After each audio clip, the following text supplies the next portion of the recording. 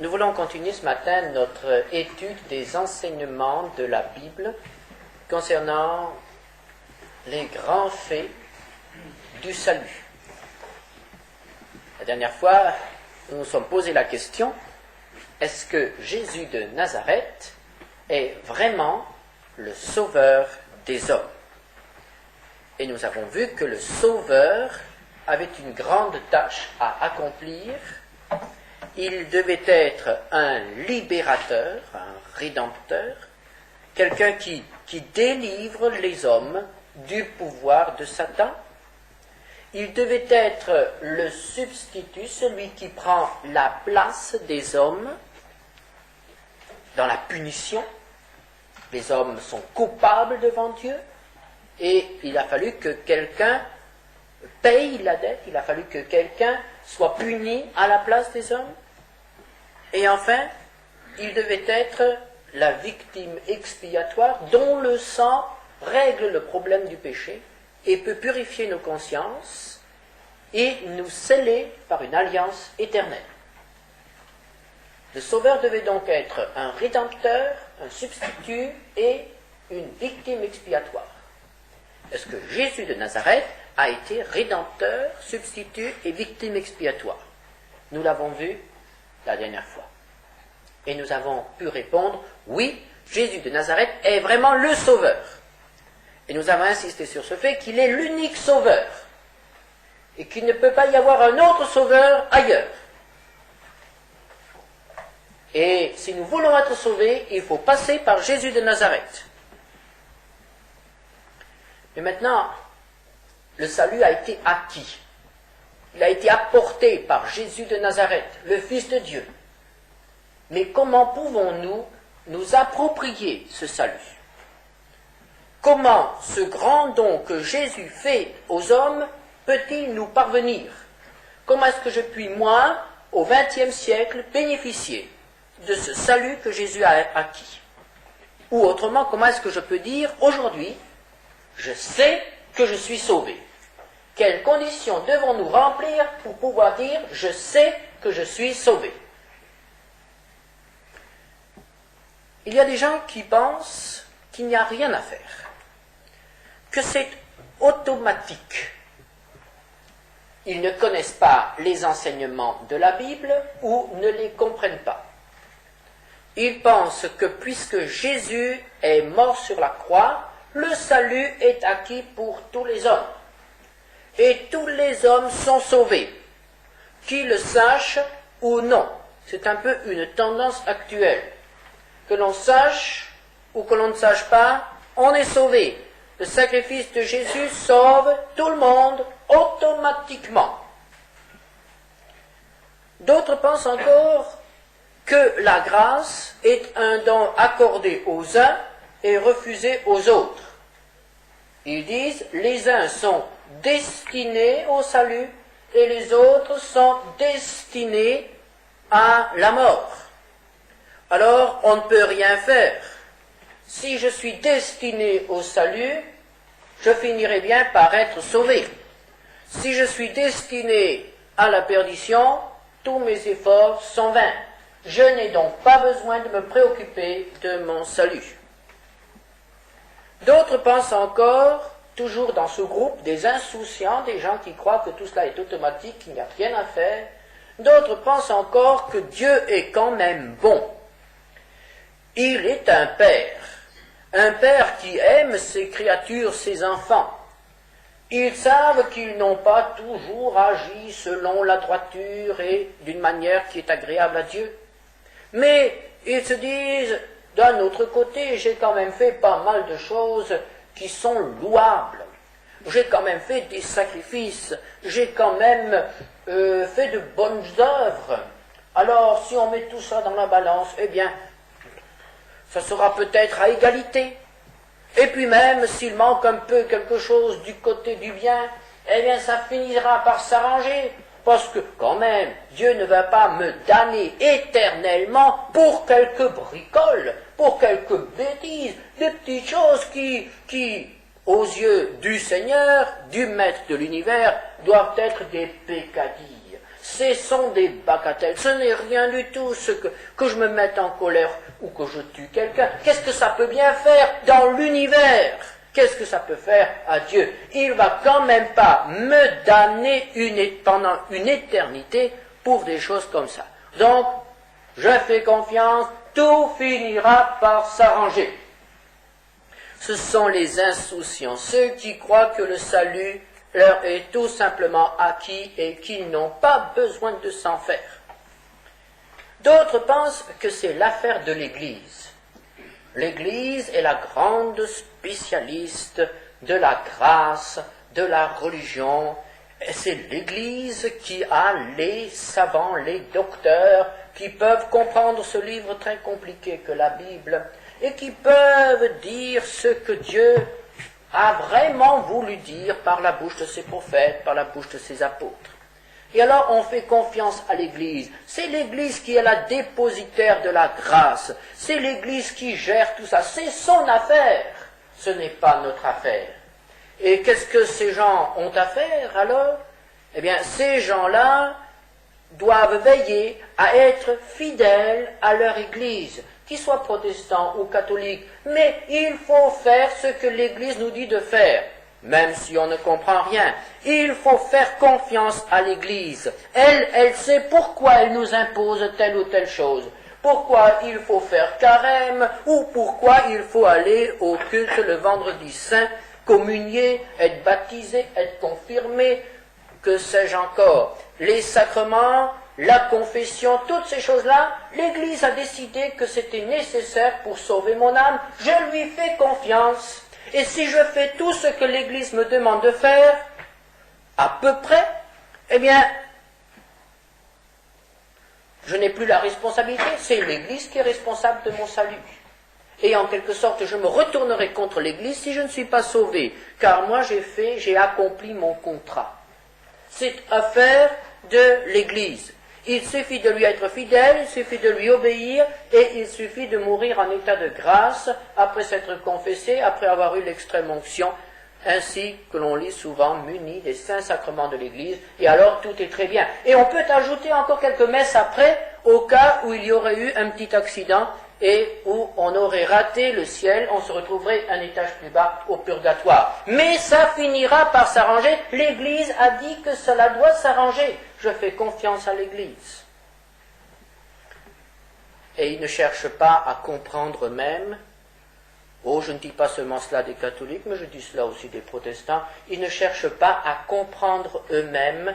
Ils font ce qu'on leur dit. Ce sont des brebis fidèles d'un troupeau, mais d'un troupeau qui est l'Église. D'autres, au contraire, sont beaucoup plus anxieux, beaucoup plus préoccupés. Et ils se disent, mais quand même, le salut de mon âme, c'est quelque chose de très sérieux. Il faut que j'y attache une grande importance. C'est beaucoup plus important que les choses matérielles, que ma vie terrestre. Et ces gens-là sont des gens qui commencent à faire des recherches, qui sondent peut-être les Écritures ou qui lisent des livres religieux. D'autres encore s'imposent des disciplines très sévères. Ils s'imposent eux-mêmes une discipline pour plaire à Dieu. D'autres encore font de grands sacrifices, ou alors font beaucoup de bonnes œuvres, font beaucoup de choses louables. Rendent visite aux malades, font des aumônes aux pauvres, que sais-je encore, enfin toutes ces bonnes œuvres que l'on peut s'imaginer. Et toute leur vie, ils la passent à essayer de faire le bien, à essayer de plaire à Dieu. Et ce sont ces gens-là qui sont, il faut bien le dire, le plus à plaindre, car ils font tout leur possible pour être sauvés. Mais, si nous leur posons la question, et s'ils n'ont pas compris ce que dit la Bible concernant le salut, ils doivent avouer, je ne sais pas si je suis sauvé ou non. Tous ces moyens que nous venons de voir, toutes ces attitudes aboutissent à un seul résultat. Nous pouvons leur poser la question, est-ce que vous êtes certain d'être sauvé? Et toujours, ils doivent répondre, je ne suis pas certain maintenant d'être sauvé. il manque la certitude du salut à tous ceux qui vont par ce chemin-là, par un de ces chemins, ou qui cherchent le salut par leurs œuvres, par leurs efforts, ou en faisant confiance à l'Église, ou tout simplement en disant ça finira bien par s'arranger. Il y a un moyen qui est indiqué par la parole de Dieu pour être sauvé. Un jour, un homme, c'était un païen, a posé cette question. Que faut-il que je fasse pour être sauvé? C'est la grande question. Que faut-il que je fasse pour être sauvé? Et quelle a été la réponse? L'apôtre Paul, qui a entendu cette question, a donné la réponse. Et voici cette réponse. Nous la trouvons dans Actes 16, verset 31. Crois au Seigneur Jésus et tu seras sauvé. Et nous chercherions en vain, dans ce texte, dans ce récit, toute allusion aux œuvres, aux sacrements, à l'Église, au sacrifice, ni même à une vie bonne, honnête et droite. Il n'y a rien de tout cela. La seule condition pour être sauvé, c'est croire au Seigneur Jésus-Christ. Est-ce que c'était simplement une affirmation de l'apôtre Paul, ou est-ce que c'est vraiment l'expression de l'enseignement de toutes les Écritures? Est-ce qu'il est vrai que nous pouvons être sauvés par la foi seulement, la foi en Jésus-Christ? C'est par la foi, nous dit la Bible, que nous sommes justifiés, c'est-à-dire que nous sommes rendus agréables à Dieu. Par nature, nous sommes réprouvés.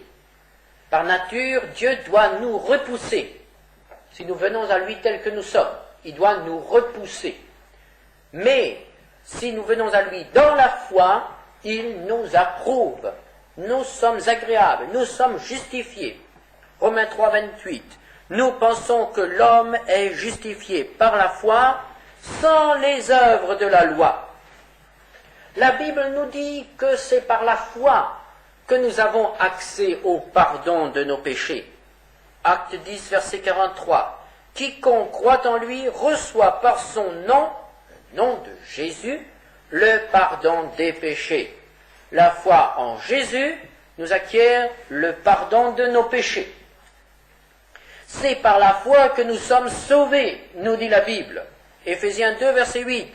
C'est par la grâce que vous êtes sauvés, par le moyen de la foi. Donc, le salut est offert, mais c'est la foi qui nous permet de nous en emparer. Le Saint-Esprit est donné à ceux qui croient. Il n'y a pas d'effort à faire, il n'y a pas de sacrifice à faire pour recevoir le Saint-Esprit. Éphésiens 1, 13. En lui, en Christ, vous avez cru et vous avez été scellés du Saint-Esprit qui avait été promis. Vous avez cru et vous avez été scellés du Saint-Esprit. Le Saint-Esprit est donné à celui qui croit que Jésus de Nazareth est le Fils de Dieu.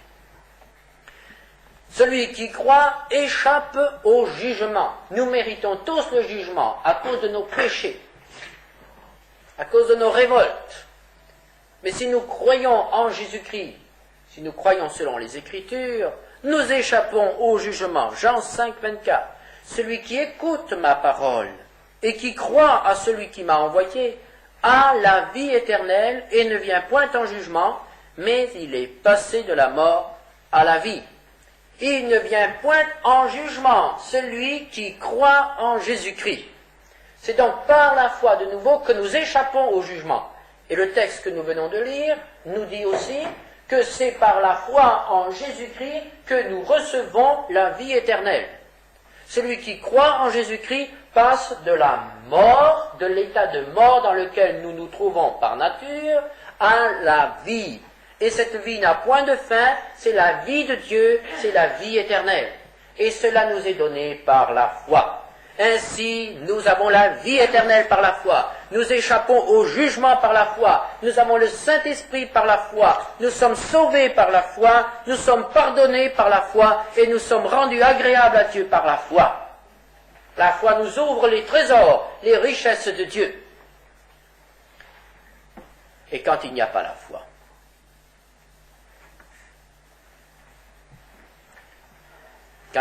foi, il est impossible d'être agréable à Dieu. Hébreux 11, 6. Sans la foi, il est impossible de lui être agréable. Tous vos efforts sont vains. Tous vos sacrifices sont inutiles. Vous pourriez donner votre vie. Si vous le faites sans la foi en Christ, si votre don n'est pas un don de la foi en Christ, votre sacrifice est inutile. Vous ne pouvez pas être agréable à Dieu sans la foi. Sans la foi, nous sommes sous la colère de Dieu. Jean 3, 36. Celui qui ne croit pas au Fils ne verra point la vie, mais la colère de Dieu demeure sur lui. Et lorsque nous lisons attentivement la parole de Dieu, nous réalisons que ce ne sont pas nos péchés, nos révoltes qui nous perdent, mais c'est notre incrédulité. Lorsque nous lisons dans Apocalypse 21, verset 8, pour les lâches, les incrédules, leur part sera dans l'étang ardent de feu et de soufre, ce qui est la seconde mort. Il y aura au ciel des criminels, et il y aura en enfer des braves gens. Les criminels ont cru, et les braves gens se sont endurcis dans leur propre justice, dans leur incrédulité. Ceux qui seront réprouvés, ce sont les incrédules. Ceux qui ont refusé le don de la grâce de Dieu en Jésus-Christ. Et nous pouvons parcourir le monde et dire à tous les hommes, quel que soit votre péché, vous pouvez être sauvés, car le sang de Jésus est suffisant pour effacer votre péché. Et si vous croyez cela, vous êtes sauvés. Mais si vous ne le croyez pas, vous êtes perdus. Parce que vous n'avez pas saisi cette bouée de sauvetage que Dieu vous a lancée en Jésus-Christ. Ainsi, c'est par la foi que nous pouvons être sauvés. Et il n'y a que la foi. Votre baptême ne sert de rien s'il n'exprime pas votre foi. Votre participation à la Sainte Seine ou comme membre d'une église ne sert à rien s'il n'y a pas la foi dans votre cœur. C'est par la foi que nous sommes sauvés. Et tout le reste, bien, c'est quelque chose qui a de la valeur, mais qui ne peut pas sauver. Mais il faut quand même nous entendre sur ce qu'est la foi qui sauve. Il faut bien comprendre ce qu'est la foi. Car là encore, il y a des erreurs. Certains pensent que la foi, c'est quelque chose qui vous tombe dessus. Il y a des gens qui ont la foi, et il y en a qui n'ont pas la foi. Il y a des gens qui n'arriveront jamais à la foi. Ils pensent que c'est comme cela un don de grâce réservé aux uns, refusé aux autres. Et Dieu a un petit peu ses privilégiés. Aux uns, il donne la foi et aux autres, il ne la donne pas. Il est vrai que la foi est un don de l'esprit. Et ne serions par nous-mêmes incapables de croire vraiment si le Saint-Esprit ne venait à notre aide. Mais ce serait toute une erreur. Et ce serait quelque chose d'absolument illogique de dire que Dieu accroche le salut à la foi s'il n'est pas possible à tous les hommes, quel que soit leur âge, quelle que soit leur intelligence, quelle que soit leur instruction, ou leur capacité intellectuelle ou sentimentale, ou que sais-je encore, s'il n'était pas possible à tous les hommes d'avoir cette foi qui sauve. Car si Dieu ne donne le salut qu'en échange de quelque chose qui est réservé à quelques-uns, Dieu fait de la discrimination et il élimine d'avance tous ceux qui sont incapables de donner ce que Dieu attend. Si Dieu avait accroché le salut à l'intelligence, il n'y aurait que les intelligents qui seraient sauvés. S'il avait accroché le salut à la richesse ou à la pauvreté, il n'y aurait que les riches ou il n'y aurait que les pauvres qui seraient sauvés. Non, Dieu a voulu que la clé du salut soit un moyen qui est à la portée de tous les hommes, quel que soit leur âge, quelle que soit leur formation. Mais alors qu'est-ce que ce salut? Qu'est-ce que cette foi? Bien, nous pouvons employer un autre mot, et nous emploierons le mot confiance. La foi qui sauve, c'est la confiance. Quel genre de confiance? D'abord, confiance en Dieu. Confiance que Dieu existe, qu'il est vivant. Confiance qu'il est puissant. Confiance qu'il m'aime. Je lui fais confiance. J'ai confiance en lui. J'ai confiance en sa parole. Je crois que ce qu'il dit est vrai, même si je ne le comprends pas. Je fais confiance à sa parole, en ses promesses et aussi en ses avertissements. C'est la confiance en Jésus-Christ, que Jésus de Nazareth est vraiment ce qu'il dit être, le Fils de Dieu, le Sauveur, le Seigneur. J'ai confiance en l'œuvre de Jésus-Christ, qu'il est vraiment mort pour moi, que sa mort suffit pour moi, pour mon salut, que son sang efface mes péchés. C'est vrai ce qu'il dit, je lui fais confiance. Je ne vais pas vérifier, je ne peux pas vérifier, mais je lui fais confiance. Il l'a dit, je le crois, je lui fais confiance. Je fais confiance en ses promesses. Je crois que lorsqu'il dit « Venez à moi, je vous donnerai le repos », eh bien je crois qu'il peut me donner le repos si je viens à lui. Je lui fais confiance que le problème de mon péché peut être réglé en lui. Je lui fais confiance que le problème du salut de mon âme peut être réglé en lui. Est-ce que vous lui faites confiance comme cela? Est-ce que vous croyez? Est-ce que vous lui faites confiance quand il vous dit qu'il vous aime? Quand il vous dit qu'il veut vous sauver? Quand il dit qu'il veut vous pardonner? Quand il dit qu'il peut vous sauver? Alors ça, c'est très important. Est-ce que vous le laissez faire quand il dit « Je peux te sauver. Je peux te prendre tel que tu es maintenant, avec toutes tes faiblesses, tous tes défauts, tous tes péchés, et je peux faire de toi quelque chose de tout à fait nouveau. Je peux !» Mais est-ce que vous lui faites confiance? Est-ce que vous lui permettez de mettre la main sur vous? Est-ce que vous lui permettez de commencer le travail?